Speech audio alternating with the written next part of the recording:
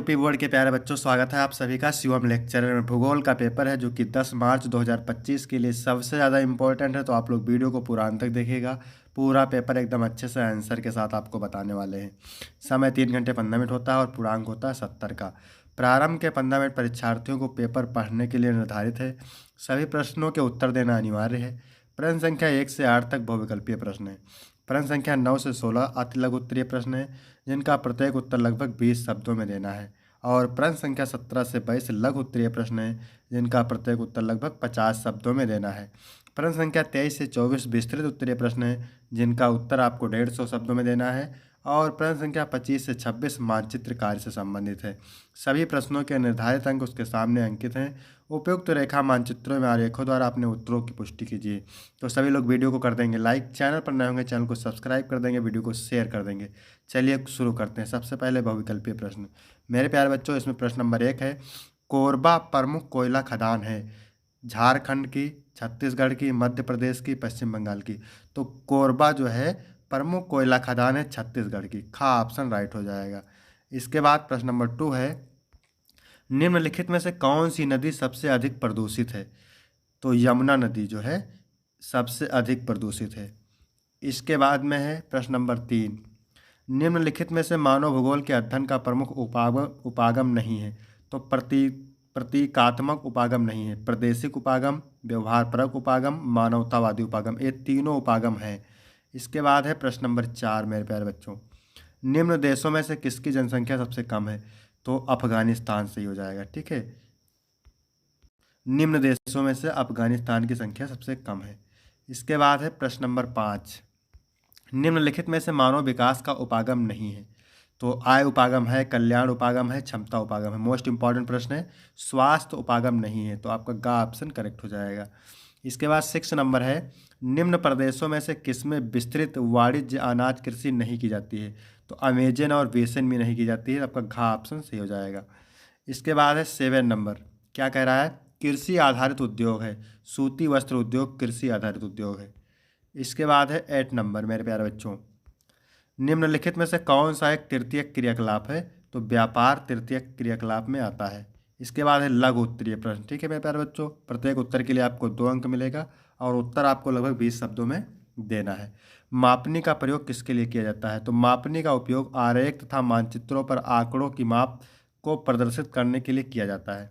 माध्यिका से आप क्या समझते हैं।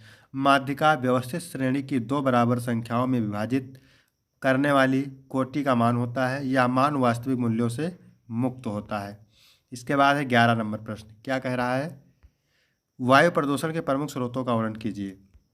तो उत्तर देखेंगे, ऊर्जा के स्रोत के रूप में विभिन्न प्रकार के जैव ईंधनों के प्रयोग में वृद्धि के साथ पर्यावरण में विषाक्त धुएं वाली गैसें के उत्सर्जन के परिणाम स्वरूप वायु प्रदूषित होती है।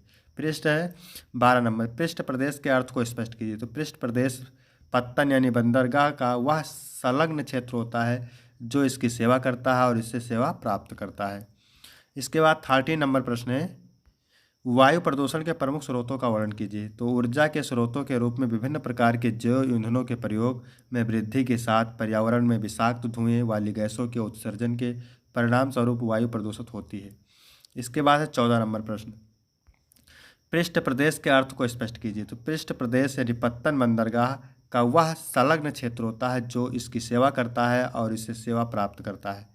इसके बाद है 15 नंबर प्रश्न, भरमौर जनजातीय क्षेत्र से समन्वित जनजातीय विकास कार्यक्रम के सामाजिक लाभ क्या है। तो भरमौर जनजातीय क्षेत्र से समन्वित जनजातीय विकास कार्यक्रम ITDP से सबसे अधिक विकास विद्यालयों, जन स्वास्थ्य सुविधाओं, पेयजल, परिवहन एवं संचार तथा विद्युत के क्षेत्र में हुआ है। ठीक है, इसके बाद में है 16 नंबर प्रश्न, भारत में लौह अयस्क उत्पादन के 2 क्षेत्रों का उल्लेख कीजिए।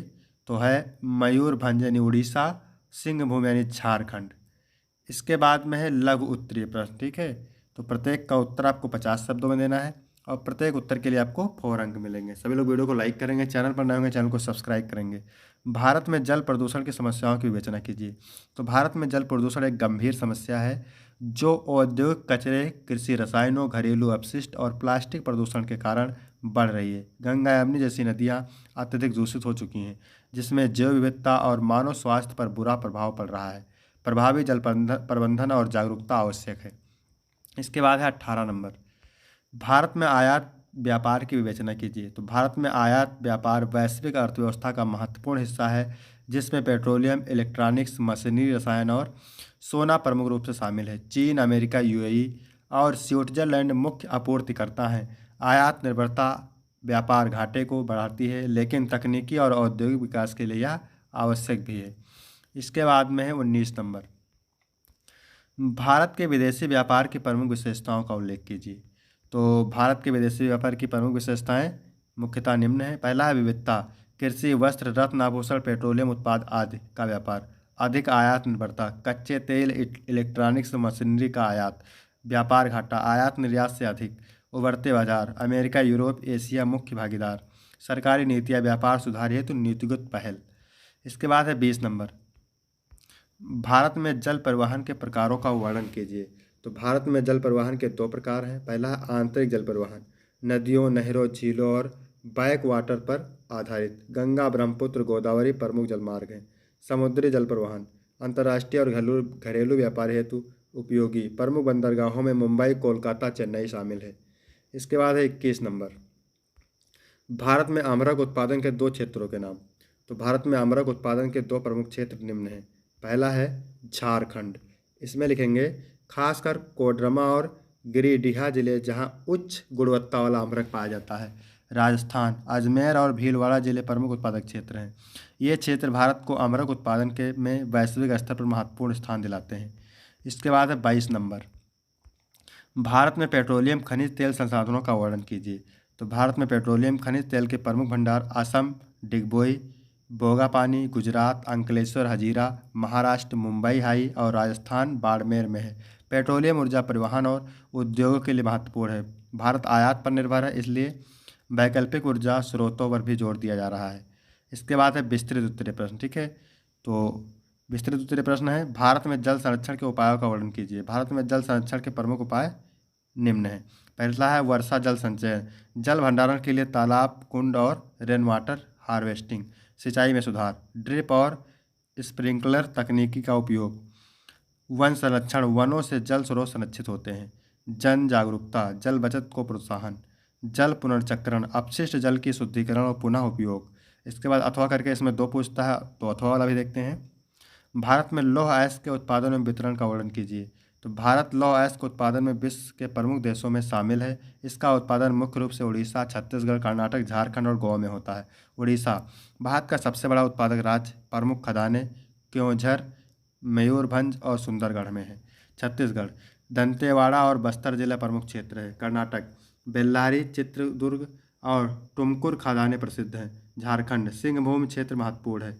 फिर 5वां लिखेंगे गोवा, तटीय क्षेत्रों में लौह अयस्क खनन किया जाता है।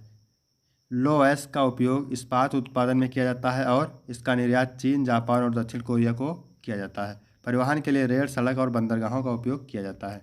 इसके बाद है 24 नंबर प्रश्न, इंदिरा गांधी नहर कमांड क्षेत्र किस राज्य में स्थित है? भारत में सतत पोषणीय विकास को बढ़ावा देने में इसका क्या योगदान है? तो इंदिरा गांधी नहर कमांड क्षेत्र राजस्थान राज्य में स्थित है।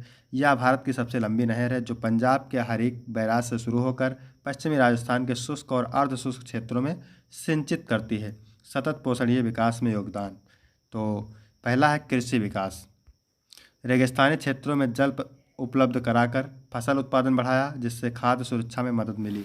फिर है वन एवं हरित क्षेत्र वृद्धि, मरुस्थलीकरण रोकने के लिए वृक्षारोपण और हरित पट्टी का विकास किया गया। जल आपूर्ति, पेयजल और औद्योगिक जल की आपूर्ति, जिससे जीवन स्तर में सुधार हुआ। रोजगार सृजन, कृषि और सिंचाई से जुड़े कार्यों में रोजगार के अवसर बढ़े। इस नहर ने राजस्थान में जल संरक्षण और सतत विकास को नया आयाम दिया है। इसके बाद मेरे प्यारे बच्चों अथवा करके दिया हुआ है, ध्वनि प्रदूषण के प्रमुख स्रोतों का उल्लेख कीजिए।